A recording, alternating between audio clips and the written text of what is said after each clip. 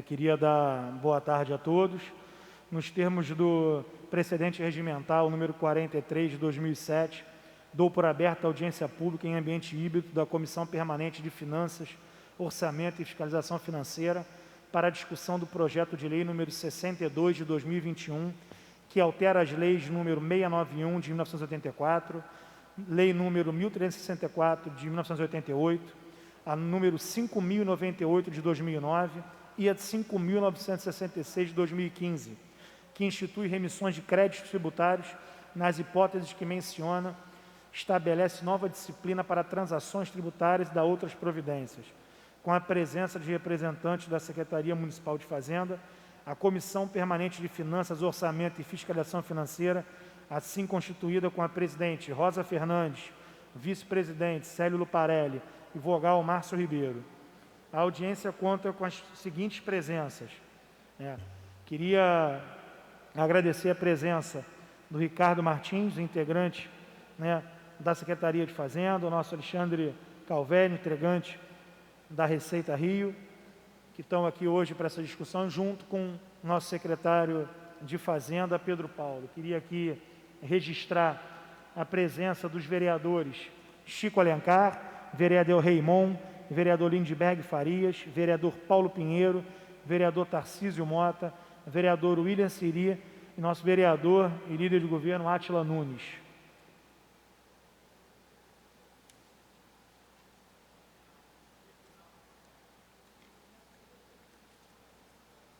Perguntar para o nosso secretário de Fazenda se ele deseja fazer uma breve apresentação ou se a gente pode passar a palavra aqui aos nossos convidados, aos técnicos da Fazenda, para que eles já possam dispor da apresentação, ou se o secretário gostaria de fazer alguma abertura antes.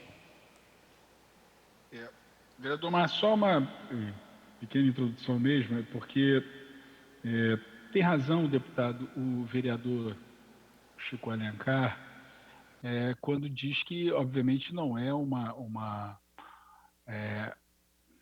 reforma tributária com a ambição de se mudar a característica do tributo, simplificar, por exemplo, três alíquotas, três tributos em um só, como se discute a PEC 45 lá em Brasília, as outras propostas de reforma tributária, mas existem mudanças importantes no sistema vigente, por exemplo, na questão do ISS, quando o projeto de reforma tributária ele diz que a partir de 2027, né, nós passaremos a ter um prazo para o estabelecimento de algum tipo de incentivo ou benefício fiscal, quando nós estabelecemos uma regra que reduz essas isenções, ou seja, tem alguns mecanismos importantes que mudam a forma de se cobrar ou se dar algum tipo de benefício de ISS. Do IPTU,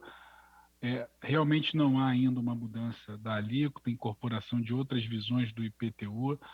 Eu tenho repetido isso nas reuniões com a comissão, que sou simpático à ideia de instituição de um IPTU progressivo, não só pelo olhar da questão da renda, da justiça social, mas também sob o ponto de vista urbano, utilizar o mecanismo da progressividade também como um incentivo à moradia em linha com o plano diretor, enfim, mas que seria temerário nós propormos algo agora com a baixa qualidade, a limitada qualidade que a gente tem das informações do IPTU. Em breve, vereador Márcio, a gente podia até marcar um encontro com a comissão de orçamento, talvez junto com a comissão de urbanismo, para que nós pudéssemos apresentar à Câmara o projeto do ECAD, que é um novo sistema de cadastramento de informações do IPTU, que está bastante interessante, a gente já está pronto para apresentar um piloto do que seria, e eu acho que com essa ferramenta do ECAD será possível modificações mais seguras em relação ao IPTU e não a reprodução do que aconteceu no passado com relação aí a mudanças, a surpresas de mudanças propostas pelo Executivo em relação ao IPTU. Então, Mas esse projeto ele tem uma série de mecanismos importantíssimos, como, por exemplo, o programa de volta a casa, para a gente possa trazer de volta para a cidade do Rio de Janeiro muitas empresas que utilizam ali algum tipo de planejamento ou tipo de arremedo no seu planejamento fiscal das suas empresas para poder se instalar em municípios que dão incentivo, que são paraísos fiscais. Tem o mecanismo da transação tributária para que a gente possa reduzir contencioso de ISS, PTU com a cidade. Tem mudanças e atualizações importantes nas cobranças de taxas por parte do município, repito, sem o objetivo de aumentar a arrecadação, mas de modernizar essas cobranças, ser mais justo com essas cobranças. Então, tem bastante iniciativas em relação a esse pacote que nós chamamos de reforma tributária, que eu acredito que serão importantes para o contribuinte, para a cidade, para a prefeitura. Eu acho que é polêmico também quando nós falamos, por exemplo, de alguma redução dos incentivos fiscais. É polêmico e acho que acredito que essa polêmica é importante que a gente tenha discutir, porque quando se dá um benefício é a cidade, é a sociedade que está pagando por esse benefício, então a gente tem que permanentemente discutir isso, quais os efeitos que geram esse benefício. Então, eu acredito que essa discussão ela é importante, urgente, e a gente está à disposição dessa casa para fazer quantos debates for necessário para que a gente possa aprovar esse projeto de reforma tributária. Então, com isso eu faço minhas considerações, Márcio, e deixo à disposição dos técnicos para que eles possam fazer a apresentação no detalhe. Obrigado. Obrigado, secretário Pedro Paulo. Eu vou passar aqui a palavra para o Ricardo Martins, nosso auditor-chefe da Receita Rio, para que ele possa conduzir, então, a apresentação junto com o Alexandre Calvete.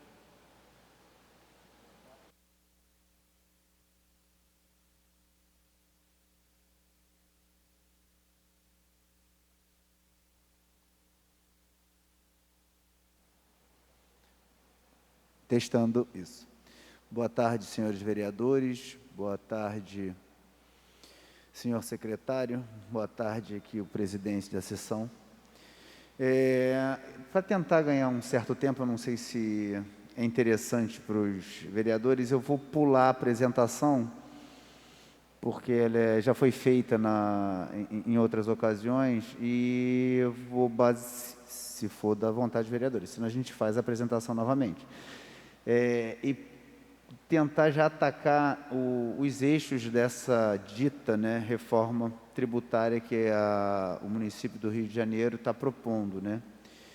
Ela tem 5 eixos que são importantes. Primeiro, a regularização dos débitos fiscais, e nesse aspecto a gente tem dois institutos, que é o Programa de Volta para Casa e o Programa de Transação Tributária. Não é um programa, mas sim um modelo de composição de conflitos administrativos que tem por finalidade resolver os litígios existentes e os futuros. Mudar um pouco a ótica de gerar benefícios para os inadimplentes e criar benefícios para adimplentes, porque nos últimos anos a prefeitura tem repetido a prática de fazer benefício fiscal de refinanciamento, que são os refis, e que efetivamente acaba incentivando a inadimplência em vez de incentivar a adimplência. Então a gente está tentando mudar um pouco essa ótica e premiar aquele que fica com as suas obrigações tributárias em dia. A redução da taxa de juros, que é uma imposição do Supremo Tribunal Federal, que não seria da nossa iniciativa fazer essa modificação se não houvesse essa imposição, que em decisão de súmula vinculante acabou por limitar a taxa de juros e correção monetária no valor da Selic. Então a gente estaria fazendo esse ajuste em virtude da decisão judicial.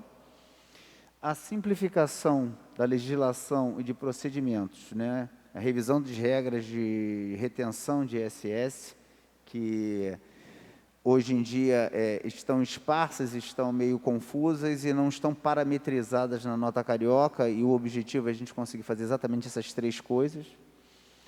A simplificação das regras de taxa de poder de polícia, para haver uma facilitação na cobrança dessas taxas e não aumentar a complexidade da cobrança delas. A gente está buscando a redução da complexidade e a simplificação dessas cobranças para ficar como é que a gente pode dizer, mais simples para o contribuinte entender o que são essas taxas, né? E como que a gente faz para calcular, modelos matemáticos mais transparentes e mais fáceis de serem implementados do que os ora vigentes. A revisão dos benefícios fiscais, e aí a gente entende que entra as alíquotas privilegiadas, né, de ISS, que a gente tem em torno de 25 ou 27 alíquotas, se não me falha a memória, que teriam algum tipo de incentivo, ou seja, a alíquota básica de ISS é 5%. Então, qualquer coisa diferente de 5 para baixo, porque a alíquota máxima e básica é 5. Então, qualquer coisa diferente de 5 para baixo, a gente entende ser um incentivo fiscal que deve ser revisto periodicamente, e nesse momento a gente já está propondo algum tipo de redução nesses benefícios. A revogação de compensações de ISS, aí a gente fala da parte de educação e de creche, né, que são benefícios que não têm produzido efetivamente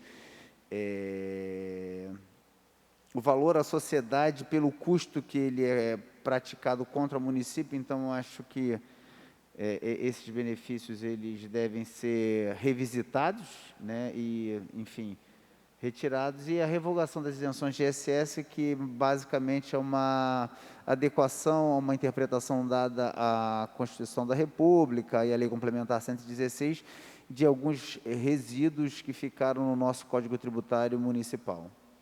Basicamente, seria esse o nossos objetivos com essa reforma tributária, em linhas gerais.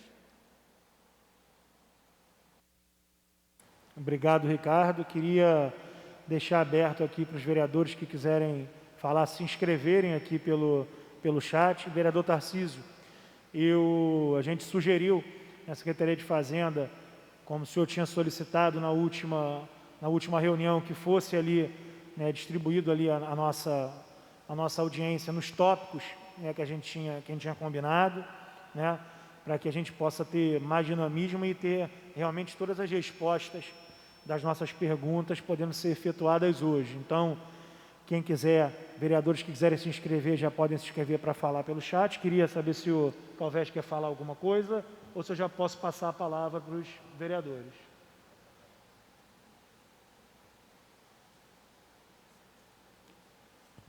Vereador Chico Alencar, o senhor foi o primeiro a solicitar, queria abrir aqui, franquear a palavra ao senhor.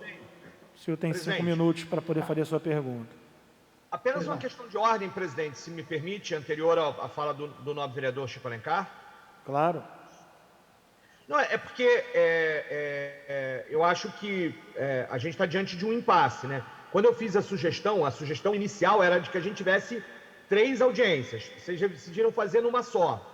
E aí, no final, a audiência ficou junta com outra audiência da mesma comissão. E a gente tem 1h30, agora, na verdade, 1h20, até o início da sessão plenária. Só para poder constar. E o técnico da secretaria, na primeira audiência pública sobre o assunto, disse que, né, já tinha apresentado. Sim, só tinha apresentado para reunião fechada para vereadores. Na Câmara, a gente está começando a inverter a lógica, está dando mais importância para a reunião fechada de vereadores do que para as audiências públicas, onde a sociedade toma conhecimento do projeto. Eu sei que eu já vi essa apresentação, mas, né, e não estou aqui querendo ouvir novamente as mesmas coisas, mas a gente tem que tomar um certo cuidado. O secretário Pedro Paulo disse, viremos à Câmara tantas vezes quanto forem necessários. Eu estou preocupado da gente ter uma audiência pública de 1 hora, né, e que o projeto entre em pauta na semana que vem com um projeto de tamanha complexidade. Vereador, apenas para que eu reitere que a minha proposta não era essa de em 1 hora, e aí dizer, olha, tem 3 temas. Era que a gente tivesse divisão de tempo para que a prefeitura apresentasse quais eram os seus objetivos com cada um desses temas, né?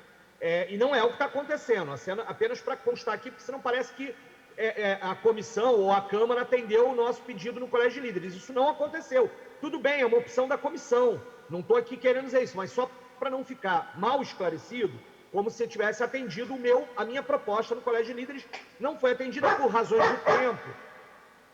Por razões de tempo, por razões de decisão, ou por decisão de que o governo precisa acelerar o projeto, mas, né, não é, o que está acontecendo hoje não é o que foi proposto por mim, né, no Colégio de Líderes. Obrigado, vereador.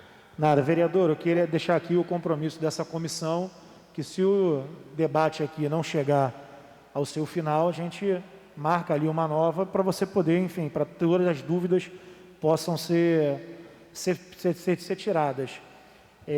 Quando o Ricardo sugeriu não passar, né, ele perguntou ali se os vereadores concordavam.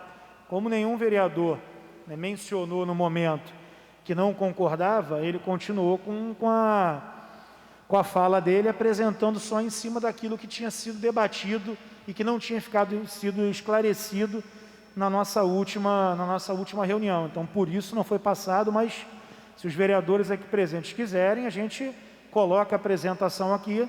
De uma forma resumida, o Ricardo faz essa apresentação e a gente coloca aqui novamente. A decisão aqui é dos vereadores que estão aqui presentes junto com a gente. Essa comissão aqui não vai tomar nenhuma decisão sozinha.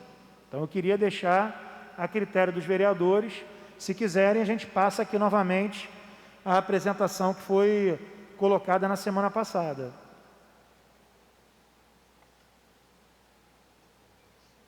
O que os vereadores decidem? Vocês querem a apresentação ou a gente pode prosseguir aqui e já abrir as perguntas com o vereador Chico Alencar? Professor Célio Luparelli. Olha, sinceramente, para mim seria interessante a apresentação, porque eu não participei da reunião anterior por diversos motivos, mas não quero que seja o óbvio aí a nada. Se for a maioria achar que é melhor tocar, que vamos em frente. Não, então vamos colocar aqui a apresentação.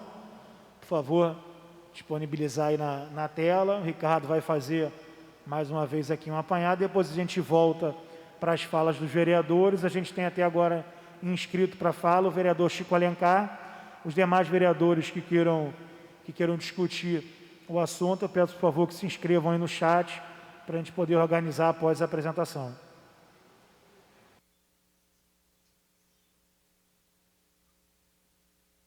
Muito obrigado, presidente.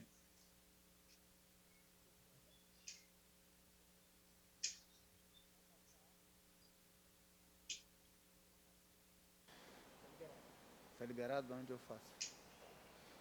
Pode passar. Pode passar. Pode passar. Então, primeira parte, a gente descreve quais são os objetivos dessa reforma tributária, né? Então, assim, primeiro, melhorar o ambiente de negócios do município do Rio de Janeiro com a simplificação da legislação tributária. Segundo, incentivar empresas a regularizar débitos e se fixarem no município do Rio de Janeiro, gerando empregos. Terceiro, premiar o bom pagador. Quarto, reduzir a taxa de juros das dívidas tributárias. Quinto, aumentar a arrecadação, revendo benefícios fiscais. E sexto, economia operacional com simplificação de procedimentos. Então, basicamente, esses são os objetivos da reforma. E aí, cada um daqueles eixos da reforma que eu já citei, que vai entrar no próximo slide, vai estar dividido no próximo slide exatamente essa classificação. Pode passar.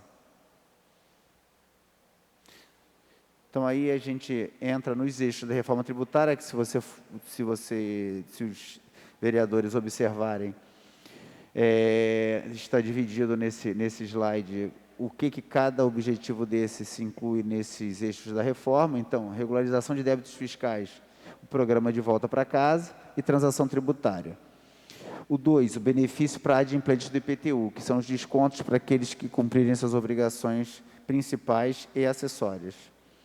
a redução da taxa de juros como obrigatoriedade do STF, a simplificação da legislação de procedimentos, aí entra as duas regras da revisão das regras de retenção de ISS e a simplificação das regras das taxas de poder de polícia, para ficar mais fácil o recolhimento dessas taxas e mais eficiente, e revisão de benefícios fiscais.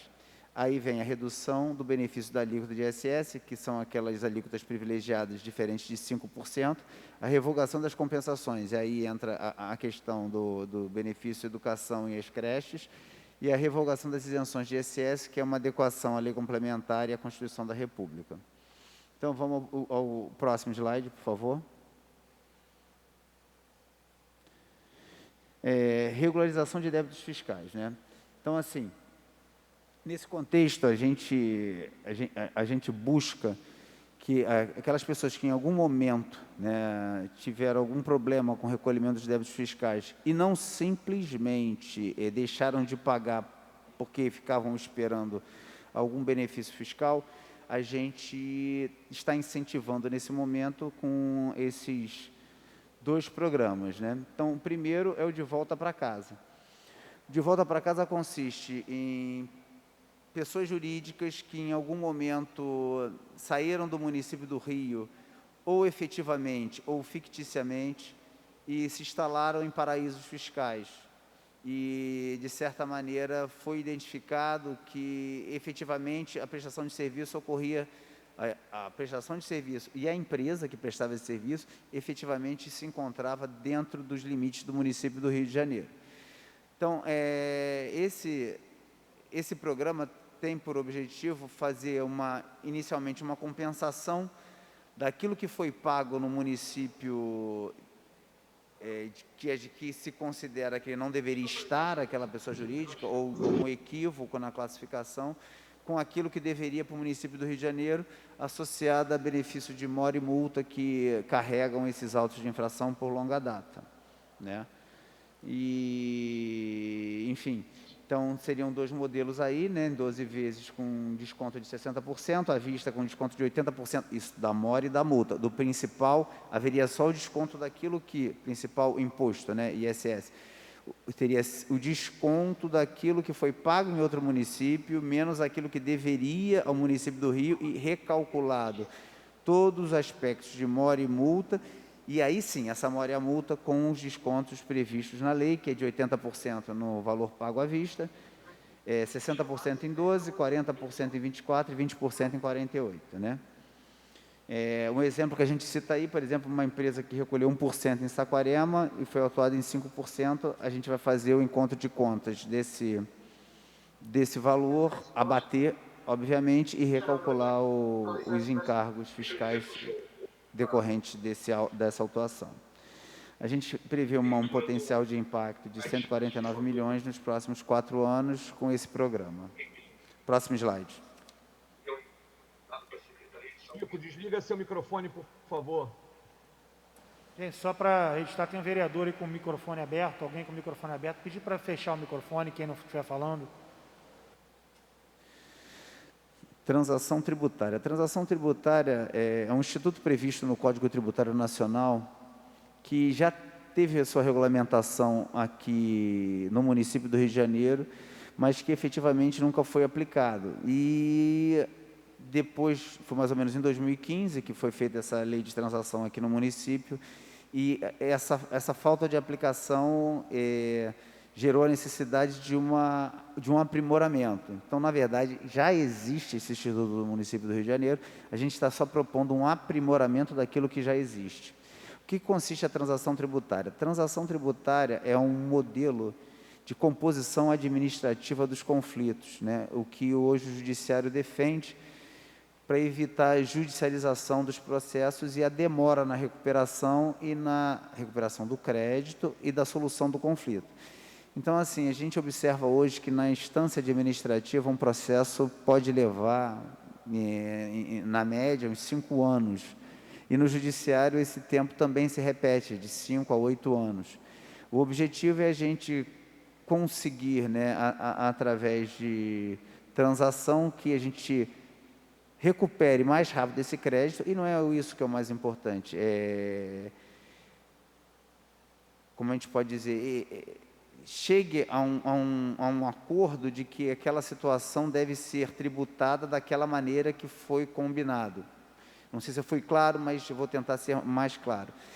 Efetivamente, existem decisões administrativas e judiciais que, por diversas vezes, são contrárias à Fazenda. E a gente, às vezes, é obrigado a insistir nessa tese por longa data, porque a gente não tem esse mecanismo.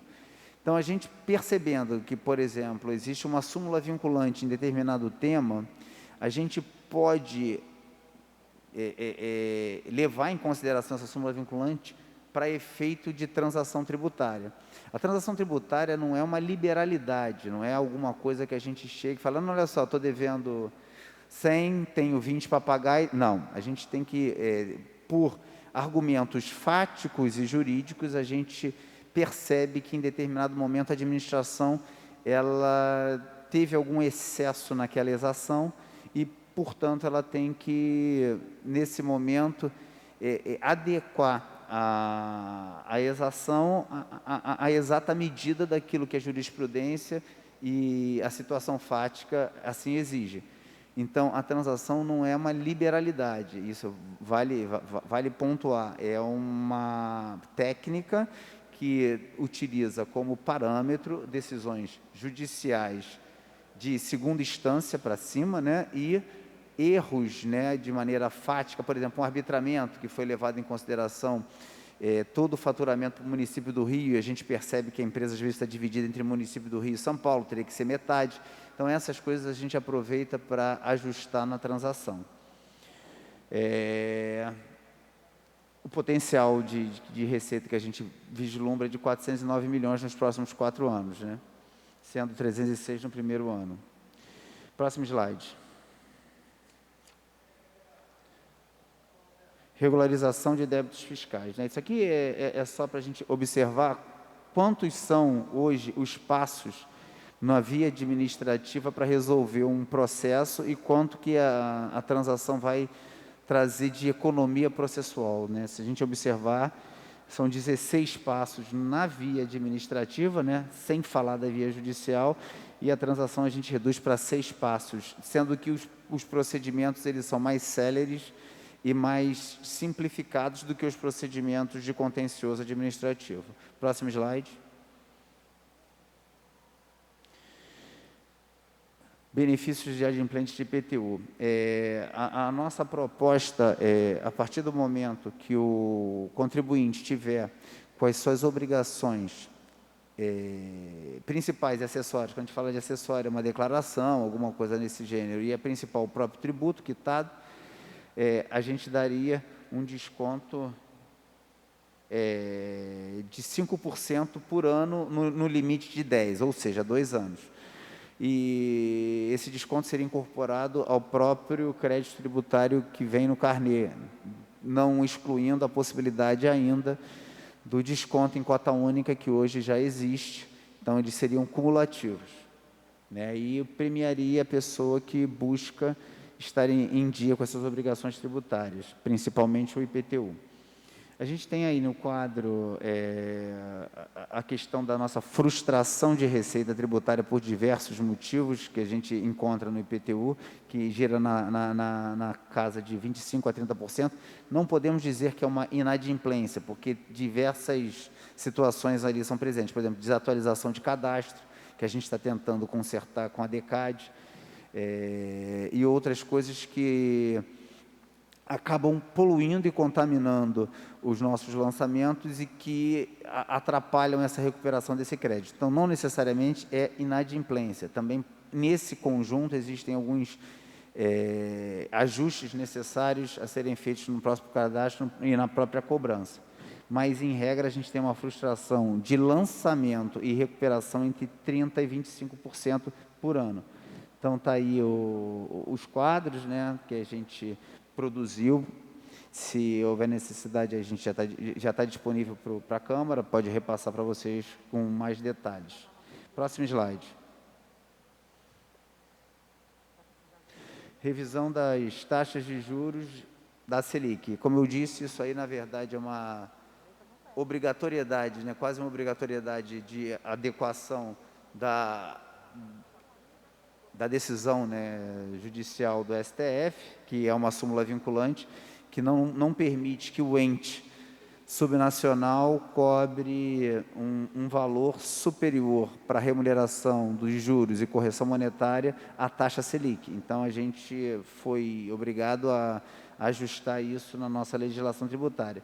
Em que pese esse ajuste não ser uma forma adequada para remunerar os nossos créditos tributários, por outro lado, ele também vai ser praticado na questão dos precatórios. A gente vai também ter uma redução também na taxa de juros que a gente paga em nossos precatórios. Então, acaba que uma coisa ajuda na outra, não chega a compensar, mas também não tem muito jeito, porque a gente tem que cumprir decisão judicial. Isso não tem muita alternativa. Próximo slide. Simplificação da legislação dos procedimentos de regra de retenção. As regras de retenção, elas, de certa maneira, elas não têm uma clareza atual no texto existente na legislação e na lei. Então, a gente está buscando mais clareza, mais transparência e até com o objetivo de poder parametrizar isso na nota carioca para evitar que os contribuintes errem nas suas retenções, pratiquem retenção indevida e fiquem com o recurso, que nem deles que o recurso é da prefeitura. Então, quando alguém presta um serviço que está acobertado pela retenção tributária, o prestador de serviço ele tem o valor reduzido naquilo que ele recebe na sua prestação, porque o tomador fica com o imposto que deve ser recolhido à prefeitura. E, em alguns casos, esse repasse não acontece. Então, o tomador fica com o dinheiro do prestador e não repassa aos cofres da prefeitura. Então, esses ajustes vêm a minorar esse problema que a gente encontra hoje nessas retenções que são feitas. Então, assim, a gente espera recuperar 400 milhões nos próximos 4 anos só com esse ajuste burocrático e mais ou menos 100 milhões por ano. Próximo slide. Simplificação da legislação de procedimentos das regras de taxa. Né? Nesse contexto, a gente também aproveitou para fazer alguns ajustes de que a jurisprudência nos exigia, de alguns entendimentos, como, por exemplo, posso citar o exemplo da taxa de publicidade, que em alguns momentos a gente estava tributando taxa de publicidade interna, né, de contribuintes, e isso a jurisprudência não entende como muito válido. E a outra questão também que a gente enfrentava é que, às vezes, você tinha uma franquia que tinha um nome, né, e aí você usava o nome da franquia, porque o nome da empresa era outro, achava que isso era publicidade. Então, alguns desses conflitos que permeiam o judiciário foram regularizados nesse projeto de taxas, e a simplificação do cálculo das taxas para a gente conseguir uma automatização maior por autodeclaração e uma antecipação do recebimento, né, evitando assim lançamentos futuros e uma ineficiência. É o que a gente sempre dá como exemplo, a questão da taxa de passaporte, né? A prefeitura, se cobrasse uma taxa de passaporte, ela faria da seguinte maneira: você emitiria a taxa, antes do pagamento tiraria o passaporte e a gente começaria a cobrar depois. Isso não é muito eficiente no campo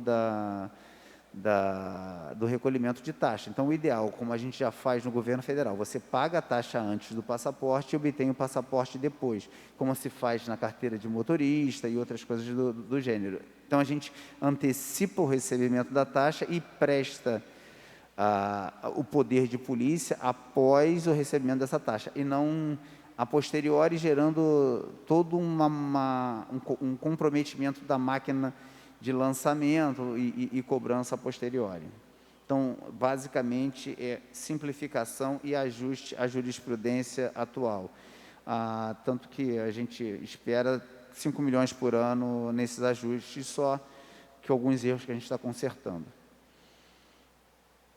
Aí tem um quadro resumo, né, basicamente do que foi feito na simplificação das taxas. Próximo slide. Tem alguns quadros, e aí, enfim, A gente mostra a situação atual, a situação proposta, o impacto financeiro, o ganho operacional e o valor arrecadado em 19, com as guias pagas de cada situação dessa. Então, as alterações que foram propostas, em resumo, estão aí nesses dois quadros para os senhores vereadores poderem analisar e verificar e fazer seus questionamentos. Próximo slide. Revisão dos benefícios fiscais de ISS. Né? Nesse contexto, a gente tem como parâmetro, né, uma redução de 20% das alíquotas, né, da diferença das alíquotas. Então, como exemplo, se a gente tem uma alíquota de 2% e ela deveria voltar para 5%, a gente tem uma redução nesses 3% da diferença. Né? Então, a alíquota passaria para 2,6%, em vez de ficar com os dois. Então, ela subiria 0,6%. Isso é para cumprir alguns ajustes fiscais necessários, exigidos por leis federais, para a gente melhorar a nossa capacidade de captação de recursos. Então, a gente estaria fazendo essa redução a primeiro momento e fazendo um programa mais amplo de revisão das alíquotas de ISS em momento a posteriori, esperando ainda mandar esse ano essa revisão mais completa. Próximo slide.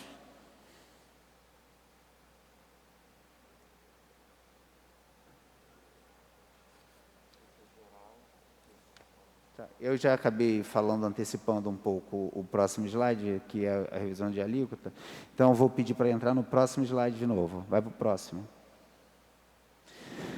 Aí são os quadros demonstrativos de cada alíquota atual e a redução proposta e aquilo que a gente espera receber com essa redução. Né? Então, vem aqui a primeira descrição das alíquotas, depois a alíquota efetiva, a arrecadação atual, a recuperação da renúncia, né, que é aquelas 20%, enfim, e algumas observações nesse aspecto.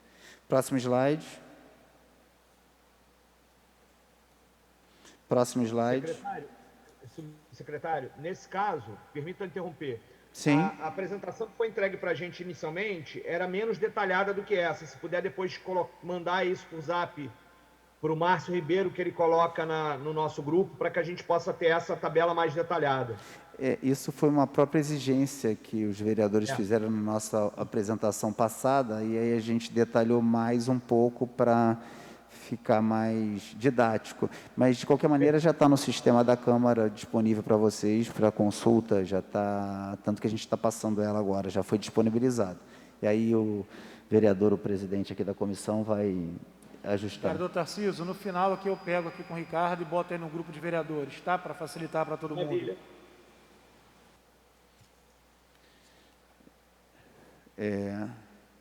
A vista às vezes me trai. Revogação e compensação de excesso, está lá, isso. Então, aqui a gente está falando... É importante a gente salientar algumas coisas. Né? Esse programa de reforma tributária, ele não atinge, né, as empresas do Simples Nacional, porque as empresas do Simples Nacional, elas já têm o benefício fiscal federal, e 70% das empresas do Rio de Janeiro já estão enquadradas no Simples Nacional. Então, quando a gente fala desse programa de benefício, de revisão, né, dos benefícios, e fala da transação, e fala do demais, em regra, só se às vezes houver um problema burocrático que a empresa não conseguiu se enquadrar no Simples Nacional, em regra estaria fora, né, dessa questão da reforma tributária, pela natureza. Então, toda vez que a gente fala que está modificando o benefício, a gente está modificando as regras para contribuintes de maior porte, né? Não são os contribuintes de menor porte. Então, nesse sentido, isso pode ser extrapolado para toda a apresentação, mas eu gostaria de fazer esse parêntese efetivamente para esse slide, para a gente poder entender um pouco por que a gente está fazendo isso, né? Então, assim, a gente tem benefício para ensino médio e creche.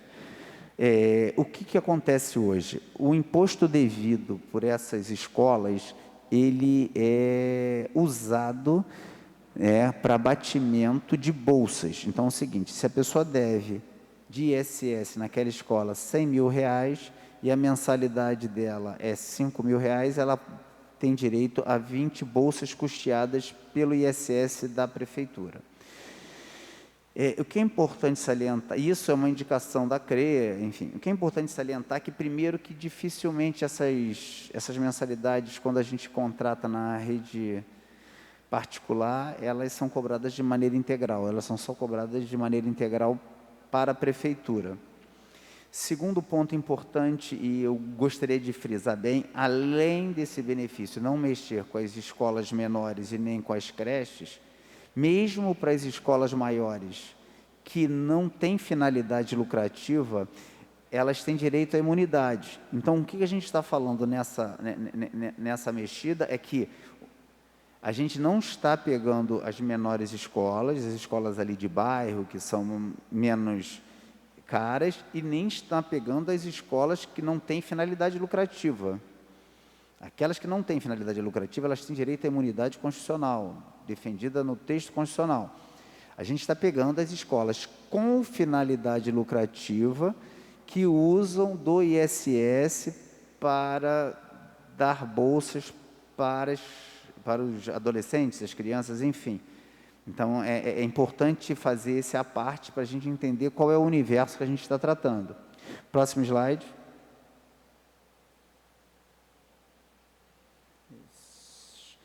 Isso aqui é uma adequação, né, da Lei Complementar 116, de 2003, com a Constituição da República, que a nossa legislação estava defasada e precisava ser atualizada. A gente, então, resolveu fazer uma mexida nessa parte, em ter só mais adequação de texto e ajuste. Próximo slide.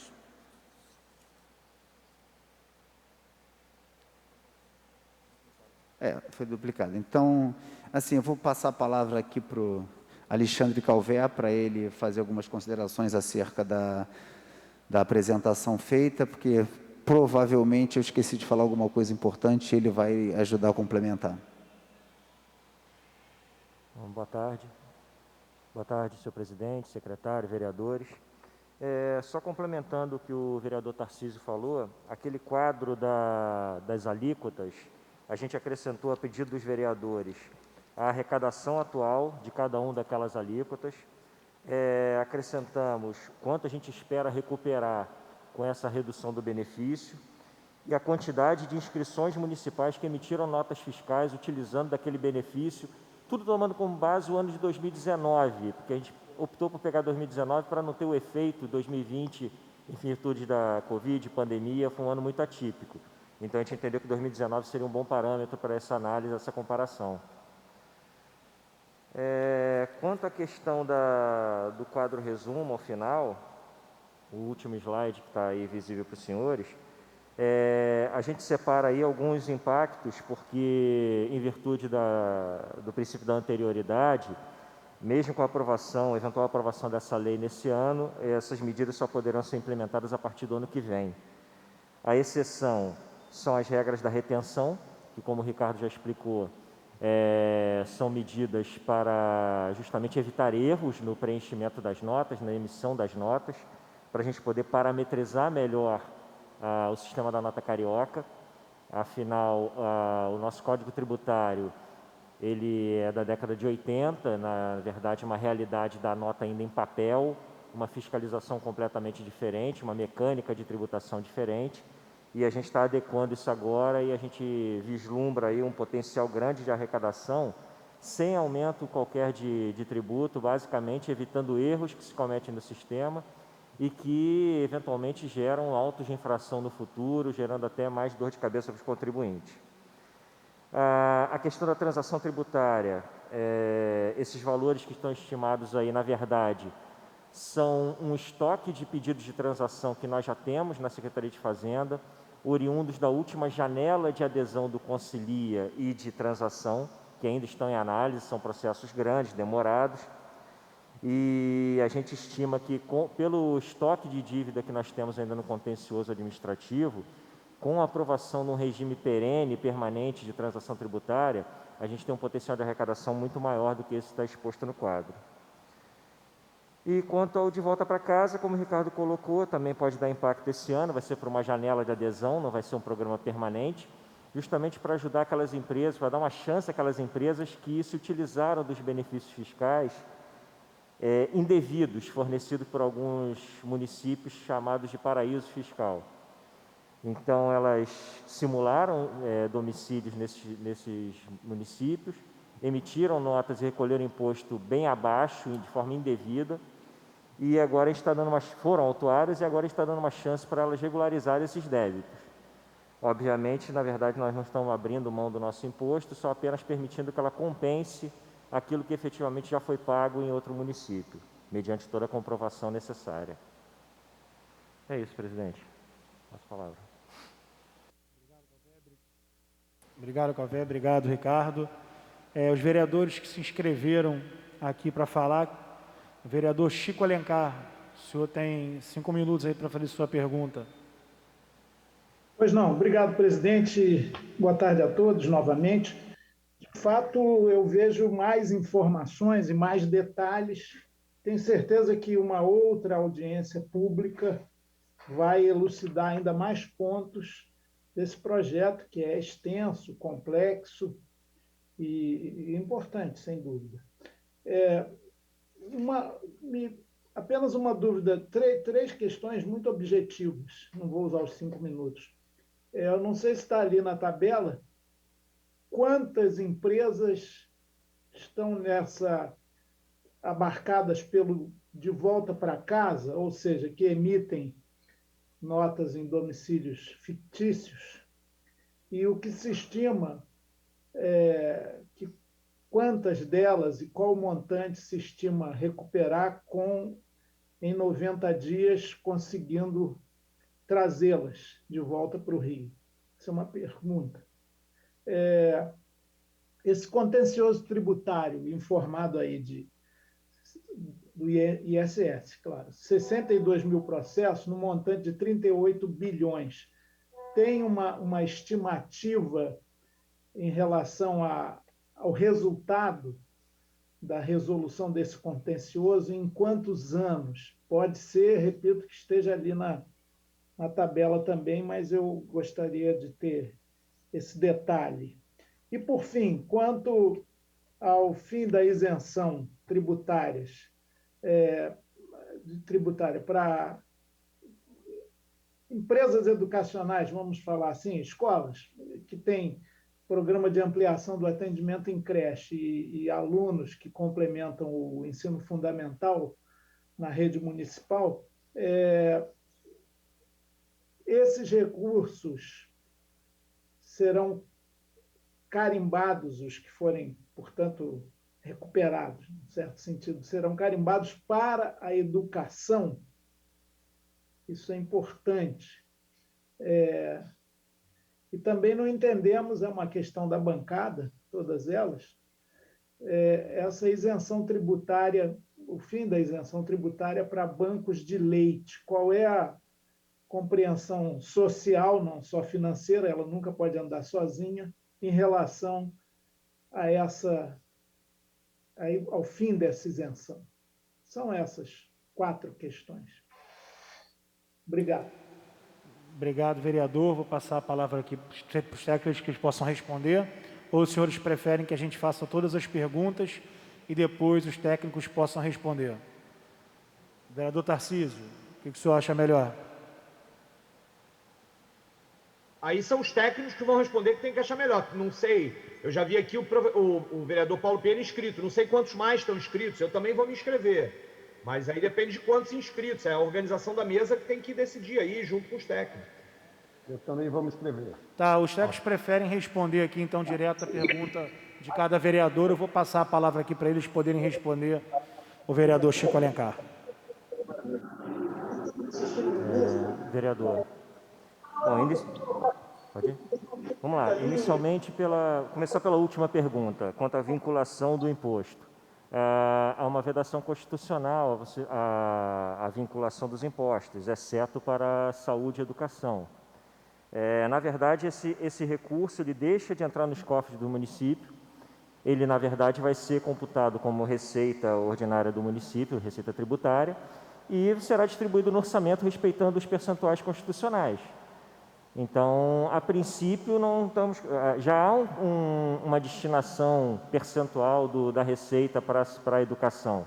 Então, Sim. não se está tratando nesse projeto de criar uma vinculação adicional. A princípio, se não está sendo tratado, o percentual da educação vai continuar sendo respeitado como é no orçamento. Quantas crianças e alunos são assistidos hoje? Não tem esse dado aqui em mãos, mas eu levanto para o senhor para prestar os esclarecimentos. Por favor. Tá? Mas só lembrando o que o Ricardo colocou, nós já tivemos nesse projeto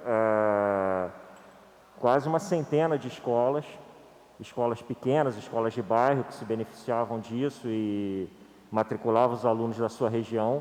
Hoje, na verdade, desde a criação do Simples Nacional e a vedação das acumulações de benefícios, essas escolas menores foram alijadas desse benefício. Os grandes grupos sem fins lucrativos, eles já possuem a imunidade constitucional.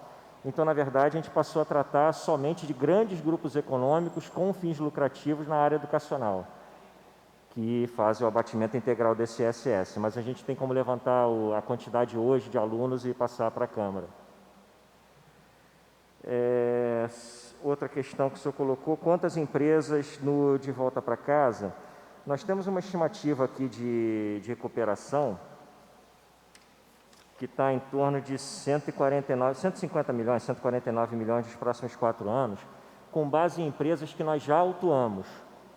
Tá? Só que existe toda uma gama de empresas que ainda não foram autuadas, que estão nessa situação, ou seja, dentro do período decadencial dos últimos 5 anos, fizeram recolhimentos de serviços prestados no município do Rio de Janeiro e fizeram esse faturamento por paraísos fiscais, que vão ter oportunidade de espontaneamente aderir, confessar seus débitos e aí obter os benefícios oferecidos.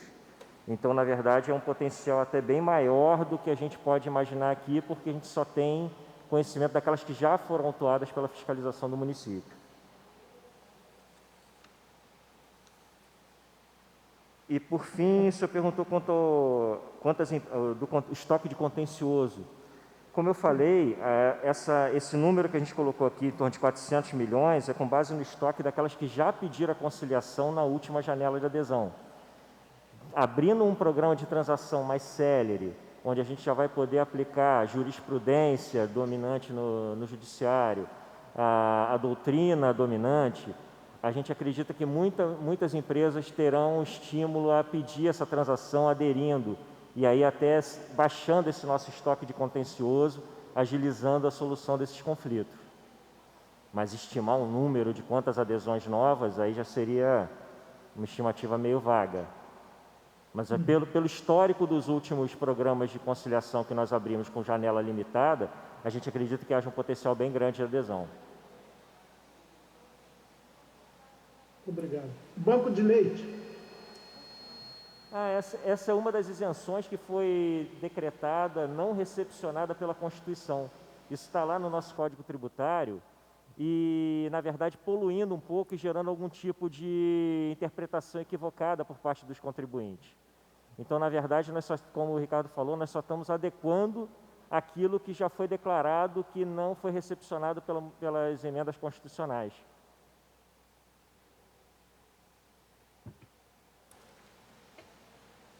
Mas vereador, município? Todas as perguntas foram respondidas, vereador? Só para saber, veda essa isenção para bancos de leite é proibida pela legislação federal? Elas foram consideradas não recepcionadas pela Emenda Constitucional 37 de 2002. Isso está lá hoje no nosso Código Tributário Municipal. Se o senhor fizer a consulta, aparece lá a isenção e uma observação que, através de um decreto do governo César Maia, elas foram declaradas não recepcionadas pela Emenda Constitucional número 37. Mas como foi um decreto declarando a não recepção, ela permanece ainda dentro do texto do Código Tributário, e isso gera muitas dúvidas, às vezes até erro por parte dos contribuintes. Tá, para o nosso exame. Eu acho, desculpa, mas é porque a pergunta do vereador Chico Alencar esses serviços hoje já pagam o ISS ou eles passarão a pagar depois que essa lei que a gente está discutindo vai ser aprovada? Desde que foram declarados não recepcionados, eles são cobrados, e se não pagam, são autuados. Agora, o que o projeto pretende é garantir, por lei, que não haja mesmo essa isenção tributária.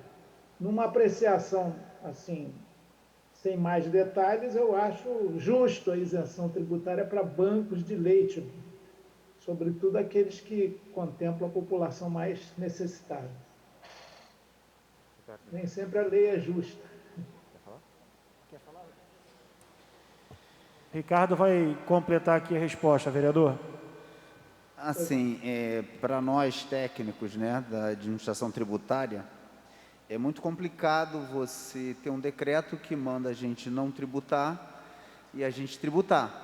Então, assim, a partir do momento que o chefe do Poder Executivo falou que aquela isenção ela não é aplicável e não foi recepcionada pela Constituição, cabe a nós não cobrar. Só que a gente continua com essa insegurança jurídica. Por isso, a gente está propondo a revogação. Se for o caso de manter essa isenção, que ela seja incluída expressamente para dar garantia para a Fazenda, para que seja feito o que a lei determina, e não o que um decreto está obrigando e a gente está fazendo. Para ficar claro, que agora eu fiquei confuso de novo. O que o decreto determina é que se faça a isenção. Não, o decreto determina que não se faça a isenção. Então, a gente é obrigado a cobrar, até pela hierarquia, né? O prefeito manda os técnicos cobrarem e a gente cobra o imposto dos bancos de leite. Porque isso é uma determinação de decreto, não tem como a gente não fazer. Então, ou que a gente escolha um caminho ou escolha outro, mas que seja por lei para dar mais segurança, tanto para as empresas que fazem esse serviço, quanto para nós técnicos para exercer a exação. Entendi, mas a escolha do projeto da prefeitura, que a gente está discutindo aqui, é por não dar a isenção tributária para bancos de leite.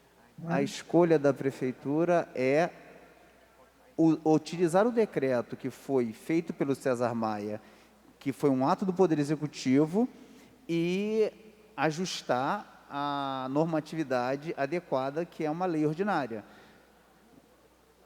Ou seja, traduzindo, não dar isenção tributária para bancos de leite. Eu vou dar uma de Renan Calheiros. Por favor, resposta objetiva. Sim ou não?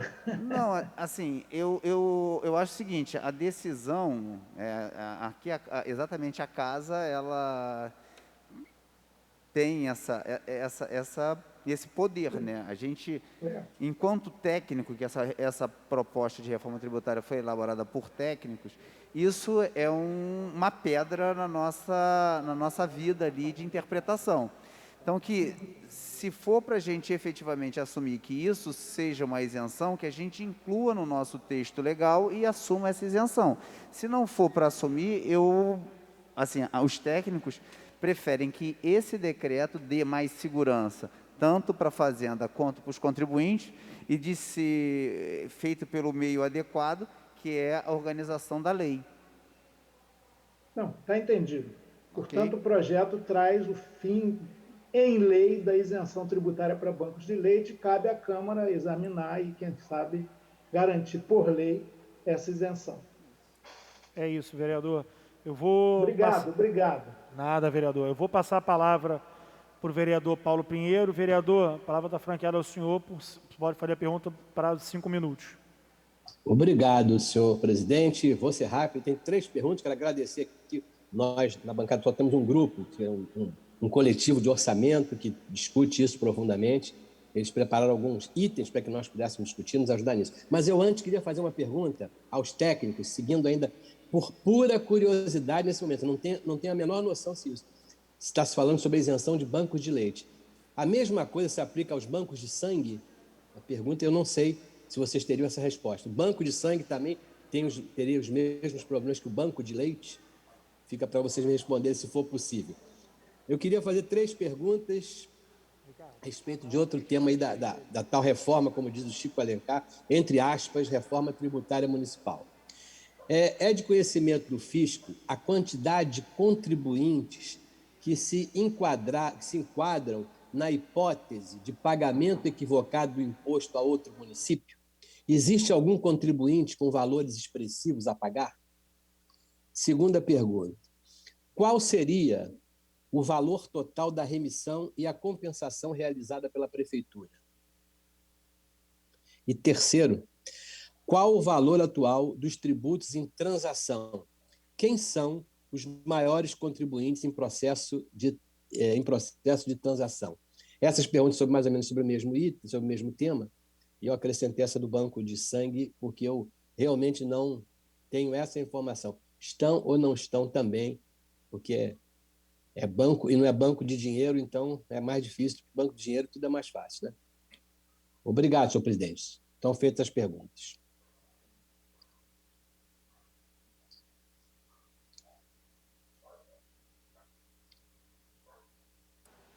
Passar a palavra aqui para os técnicos para eles poderem responder. Bom, vereador, quanto à questão das empresas que estão atualmente em transação, obviamente, respeito ao sigilo fiscal, eu não posso divulgar aqui o nome das empresas, mas entre ISS e IPTU, eu diria que em torno de 10 a 15 empresas no ISS e cerca de uma dezena de empresas no IPTU. Isso dá esse estoque atualmente que nós estamos ainda remanescente do último período de pedidos de transação. Estou em análise. Mas cabe ressaltar que a transação ela não se restringe a grandes empresas, grandes grupos econômicos, ela se aplica a todos os contribuintes que assim apresentarem. Hoje a gente tem esse remanescente dos outros períodos, mas a gente fez mais de dezenas de transações nas diversas classes, diversos contribuintes. Não necessariamente, é que essas são as mais complicadas que ficaram, porque precisavam de mais comprovação, mais documentação, mas a gente aplicou esse instituto para contribuintes de toda a natureza. Então, a transação ela não é feita para resolver o problema do grande, não. Às vezes é feita para resolver o problema ali de um condomínio irregular, né, eu tive a oportunidade de um exemplo que eu trago aqui, de um condomínio no Anil, onde um pai construiu uma casa para a família, para as filhas, e que estava ali com débitos gigantescos que a gente não tinha condição de desdobrar para dar um IPTU para cada um. Então, assim, esse povo estava, inclusive, assistido pela Defensoria Pública. Então, graças a ter esse mecanismo de transação, que a gente consegue resolver essas situações, dar um IPTU, dar uma inclusão a essa pessoa na sociedade. Então, o Instituto da Transação, ele não tem por foco resolver o problema do grande, ele tem por foco resolver o problema tributário, né? Não é o foco aqui da Fazenda não é resolver o problema do grande contribuinte, não. O foco da Fazenda é diminuir os processos de contencioso, diminuir as discussões administrativas, regularizar as situações para a gente recuperar mais rápido esse recurso. Quanto à questão da quantidade de empresas que poderia se beneficiar do De Volta para Casa, como eu falei, nós temos essa estimativa aqui em função daquelas que a gente já identificou e já autuou.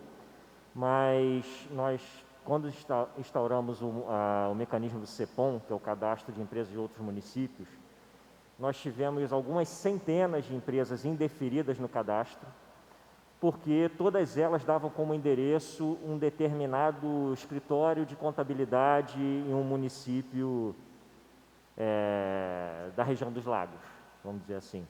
Então, assim, a gente tem um potencial muito grande de atratividade para essas empresas, que elas voltarão a recolher seus tributos no município do Rio de Janeiro, acertando o seu passado e podendo gerar emprego aqui normalmente, sem mais conflito com o fisco municipal.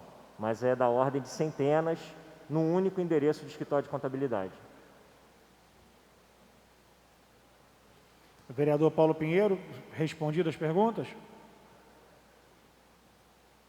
Está desligado o seu microfone, vereador. Qual o valor? Você poderia indicar o valor total da remissão e compensação realizada pela Prefeitura? Tem como dar esses dados para a gente? Desculpa, o total de renúncias é o que o senhor está pedindo? Sim, sim, sim. Nós estimamos em torno de 1,1 bi por ano. E aí nós estamos trabalhando nessa questão das revisões para tentar recuperar aí em torno de 20% disso, reduzir essa renúncia. Seja através da revisão das alíquotas, seja através da revogação dessa compensação, que é o caso das creches das escolas. Nós estamos tentando chegar nessa meta aí de pelo menos 20%, isso sem contar o compromisso do secretário do dispositivo que ele está inserindo na legislação para que até 2027 todas elas sejam revistas, uma a uma, para que só permaneçam aquelas que efetivamente trazem algum benefício para o município. Sobre o banco de sangue, alguém teve alguma resposta? Sim, tributável. O banco de sangue é a mesma situação? É tributável. Não entendi, desculpa. Não? É tributável. Tributável também. Sim. Então ficaria igual ao banco de leite, os dois ficariam iguais, em condições iguais. Só reforçando, desculpe voltar ao tema, não é que um decreto do governo César Maia revogou uma lei de isenção. Esse decreto declarou que a emenda constitucional não recepcionou aquela lei. Ok? Então, a gente não pode, nós como fisco municipal, não podemos aplicar uma isenção que está no Código Tributário Municipal, tendo em vista que o prefeito declarou que aquilo não foi recepcionado pela emenda constitucional. O mais correto seria, à época, ter sido revogada o dispositivo legal. Optou-se por esse caminho de, através de decreto, declarar não haver sido recepcionado pela Constituição. É o que nós estamos tentando aqui, evitar o conflito hoje, que isso gera dúvidas, interpretações equivocadas por parte dos contribuintes. Vereador, mais alguma dúvida? Não, tudo bem, muito obrigado. Passo então a palavra ao vereador Tarcísio. Tá, professor, só tem 5 minutos para poder fazer a sua pergunta. Ok, muito obrigado, vereador Márcio Ribeiro. Obrigado aí também ao restante da comissão e aos técnicos da secretaria que estão apresentando aqui de forma tão, um esforço para apresentar para a gente, que muitas vezes não entende tanto dessa questão da tributação, dessa questão toda, para que a gente possa entender. Queria agradecer, eu acho que tem um primeiro elemento, que eu já dizia naquela reunião fechada de vereadores, que este projeto tem complexidades muito grandes, Ou seja, à medida que a gente vai tomando conhecimento dele, entendendo um pouco melhor, a gente vai até conseguindo formular algumas dúvidas a mais, porque é isso, para entender uma coisa, primeiro a gente tem que ser capaz de fazer perguntas sobre ela, E essa é uma questão que a gente precisa de um certo tempo. Me parece, do meu ponto de vista, que do ponto de vista da questão do programa de volta para casa, das novas regras de transação, das novas regras de retenção, a gente está aqui com alguma tranquilidade. Esse debate da transação tributária, por exemplo, eu confesso que eu entendo pouco. E parece, pela apresentação da secretaria, que eu não vejo nenhum grande problema. Agora, eu vejo que, por exemplo, a expectativa é que este programa de transação tributária tenha um impacto de arrecadação de 306 milhões de reais para esse ano ainda da Prefeitura. Por isso é que eu queria entender melhor como é que vocês estão fazendo o impacto. A primeira pergunta, portanto, é por que vocês estão avaliando um impacto tão positivo neste processo da transação tributária ainda para 2021? Depois tem uma queda, 93, 4 e 4 milhões a partir dos outros anos. Agora, eu acho que o problema maior para a gente aqui está nos pontos seguintes, especialmente das novas regras de taxa e das reduções de benefícios e alíquotas. Aqui tem uma questão muito específica de cada um desses pontinhos que ainda está, na minha opinião, um pouco maduro para que a gente possa se posicionar, Eu dizia, por exemplo, na reunião de vereadores, que essa discussão sobre aplicar um multiplicador para TUAP em áreas turísticas, eu queria entender melhor por que isso está sendo colocado e qual é o impacto disso, que setores serão afetados com este aumento de impostos. né? E para que a gente possa entender, isso aqui é justiça tributária, é cobrar mais de quem tem mais? Eu topo e vou apoiar, mas eu quero entender melhor, por exemplo, que são coisas nesse ponto. Esse debate que o vereador Chico Alencar e o vereador Paulo Pena agora colocaram, que é um exemplo, né? Eu estou entendendo que aqui é uma questão de regularização de algo que é legal, ou seja, o debate sobre foi recepcionado ou não foi recepcionado pela emenda constitucional. Mas a nossa pergunta deveria ser, é justo que bancos de leite humano paguem ou não paguem, tenham ou não tenham isenção? Porque se a gente chegar à conclusão, claro que aí não são os técnicos da Fazenda, é a Casa Legislativa e o governo. Se a gente chega à conclusão de que é justo que exista essa isenção, a gente devia estar tentando qual é o caminho para regularizar a isenção e não para regularizar a cobrança. Eu entendo que neste projeto de lei, o objetivo, vocês estão corretos ao colocar o que está dito aqui. E isso significa um olhar mais minucioso para essa situação toda. Bom, então a minha primeira era uma colocação geral sobre essa história. Eu tenho uma pergunta sobre a questão da área do porto. Quero fazer a leitura aqui também. Esse PL acaba mexendo nessa organização, né? Inclui o Porto do Rio em uma área com alíquota zero de ISS, zero imposto sobre serviços de pesquisa, desenvolvimento tecnológico, equiparando o Porto ao Parque Tecnológico da UFRJ. Eu estava tentando recordar que esse projeto, essa parte do projeto, me parece ser oriunda de um projeto que o governo Crivella chegou a apresentar a esta casa. A gente chegou a discutir isso aqui no ano passado. Eu achei, inclusive, que a gente tinha votado um negócio desse. Havia preocupações, por exemplo, por parte da UFRJ, que ao fazer isso com o Porto, pudesse esvaziar o Parque Tecnológico da UFRJ. Então, eu queria que vocês pudessem falar um pouquinho, né, desse elemento, né? Ou seja, e ainda assim, tem um estudo, tem um projeto que justifica essa medida. Vocês têm alguma estimativa de quanto é que a gente vai deixar de arrecadar de ISS, né? O que está... algum estudo sobre o Porto que está colocado? Então, a primeira pergunta era sobre essa história da transação, por que está tanto, né, uma estimativa tão grande? A segunda é sobre a questão do Porto. E o terceiro, eu queria ainda falar dessa questão das escolas, né? Eu acho que a gente precisa, de fato, aqui, eu queria fazer a pergunta de dois... Primeiro é uma constatação. Quando este debate veio lá atrás, e que bom que você recuperou isso agora, não lembro qual dos dois técnicos falou sobre isso, de que havia muito mais escolas que podiam fazer isso, e depois, quando veio o Simples, isso caiu por terra, e por isso a gente está falando agora só das 50 maiores escolas dessa história. Porque me lembro desse debate, que era um debate que era apresentado sobre viés pedagógico, e não sobre viés fiscal, né? E a gente aqui está discutindo ele só sobre o viés fiscal. Eu, em princípio, sou favorável a essa medida. Quero dizer que sou favorável a essa medida. Mas eu queria entender, primeiro, quantos alunos... Porque eu quero confirmar uma coisa. Os alunos que atualmente estão matriculados com essa bolsa terminarão suas bolsas ao final. Por exemplo, se está no ensino médio, ele está no primeiro ano do ensino médio, ele vai ficar até o terceiro ano. Se ele estiver na creche, ele vai ficar até o final da creche. Essa é uma pergunta. Isso está garantido na lei. Segunda coisa, vocês estão falando de um impacto de 17 milhões de reais a partir do ano que vem.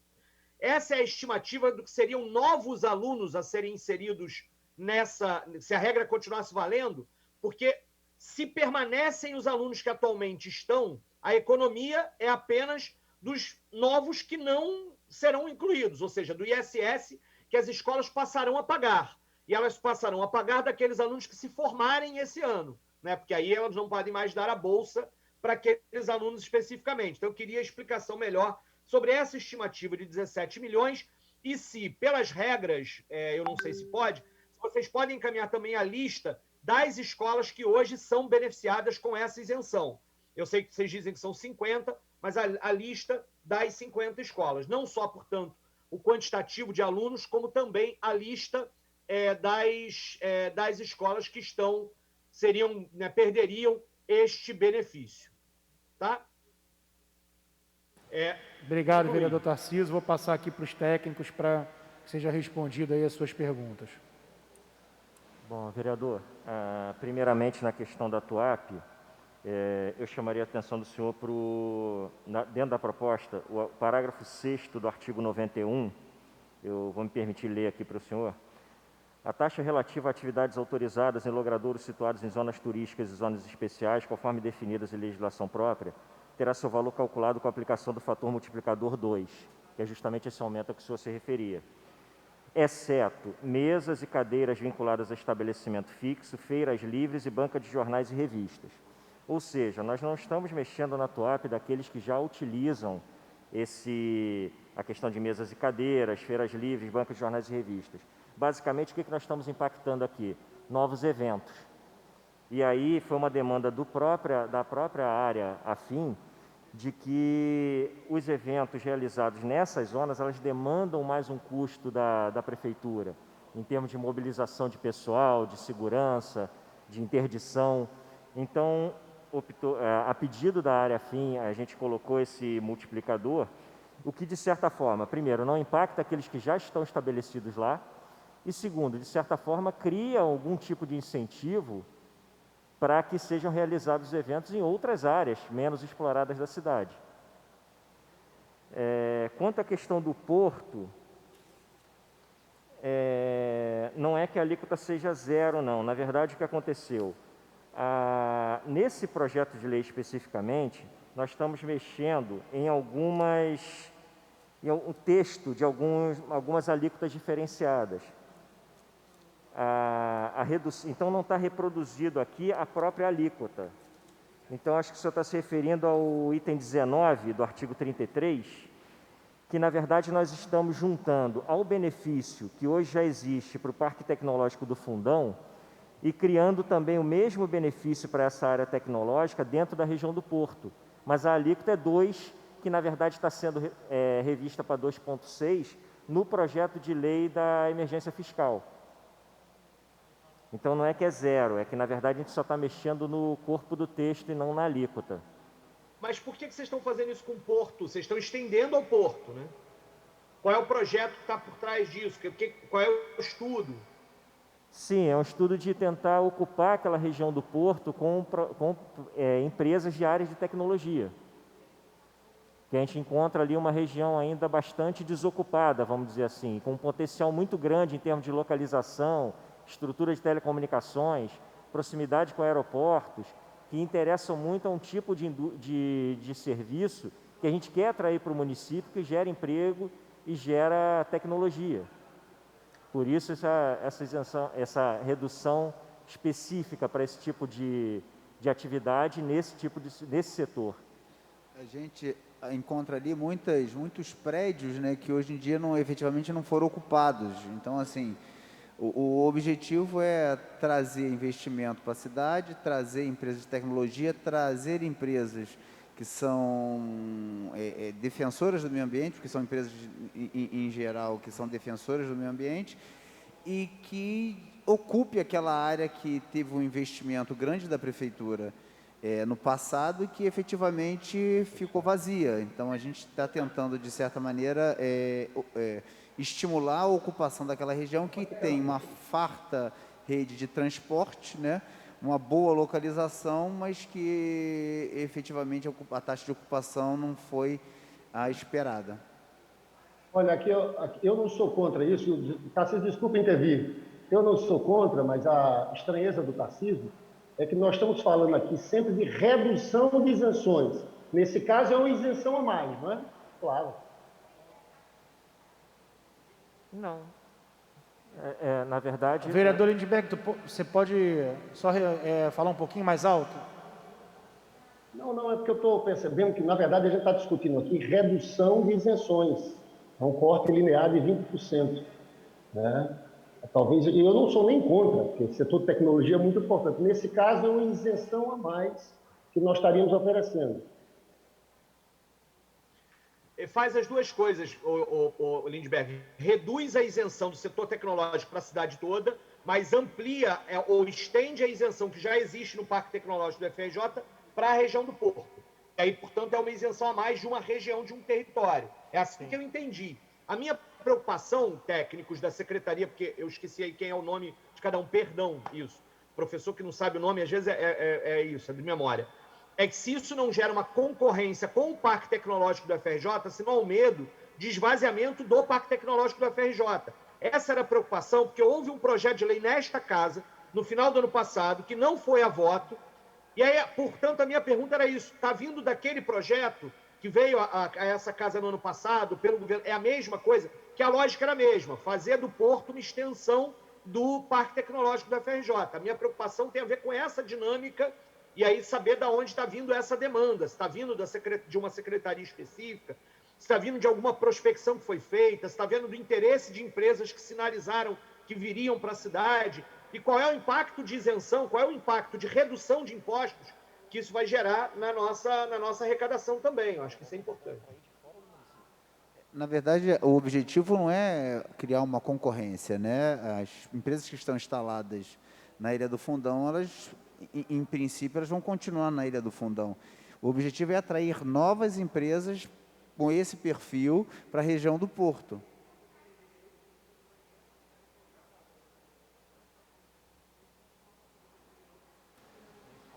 Vereador Tarcísio, alguma dúvida ainda? Eu respondi das escolas.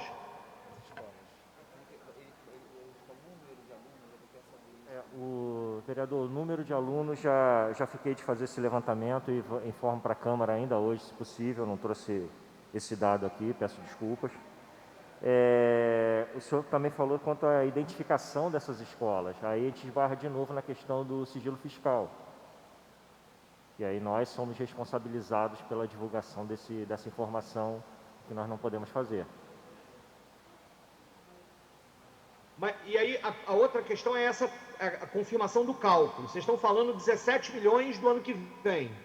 Ah, sim, desculpa. E ao mesmo tempo estamos garantindo que os alunos que já estão matriculados terminarão os seus cursos. Então, por isso a minha pergunta, né? Ou seja, pensando que o ensino médio são 3 anos, o que a gente está falando é que o total da isenção é 3 vezes 17, não é isso? Sim, 21, em torno disso. 51 milhões, vocês estão dividindo por 3, essa é a lógica? Porque tem creche aí também, por isso que eu estava perguntando como é que vocês chegaram a esta conta. Sim, é mais ou menos isso. Com base na renúncia que é feita hoje, nós fizemos mais ou menos uma estimativa de quantos a lei está assegurando que esses alunos que já estão beneficiados permaneçam matriculados até o fim do curso. E a estimativa na verdade, é exatamente isso, é quanto elas vão deixar de colocar de novos alunos a partir do ano que vem. E aí fica só a renúncia daqueles alunos já matriculados até que eles concluam o curso.